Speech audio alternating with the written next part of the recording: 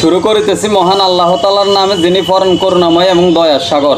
আমি বাংলাদেশের মানুষের উদ্দেশ্য করে একটা কথা কইতে চাই, সেটা হচ্ছে ভাই, ব্যারিস্টার সুমন এবং মাশরাফিকে ক্ষমা করে দেন। এরা না হয় কোটা সম্পর্কে একটু কথা কয় নাই, কিন্তু এরা দেশের সম্পদ। ভাই এরা যাই করুক আর না করুক, দেশের কিন্তু ক্ষতি করবো না, এগুলো দিয়ে কিন্তু উপকার হইব। আজ যে বন্যাকালীন যে মানুষগুলো সহযোগিতার দরকার, এই মানুষগুলোই সহযোগিতা করতো। আপনারা কোটা আন্দোলনের সেই কথাগুলো ভুলে যান, এই সুমন এবং মাশরাফি ভাইরে ক্ষমা করে দিয়া এগরে দেশে ফিরানোর সুযোগ করে দেন। এগরে দিয়ে একটা গ্রামের, একটা দেশের, একটা রাষ্ট্রের উপকার হইব, এগরে দিয়ে ক্ষতি হইব না। একটা কথা মনে রাখবেন, উপকার করতে জানে আর কেউ উপকারের কথা বলে, এই দুইজনে কিন্তু সমান অধিকার। কারণ কারো ক্ষমতা আছে হয় করে, আর কারো ক্ষমতা নাই সে বলে। কিন্তু একটা কথা মনে রাখবেন, এই উপকার করেন না মানুষও কিন্তু পাইবেন না। মাশরাফি এবং ব্যারিস্টার সুমনের মতো মানুষ হইব না।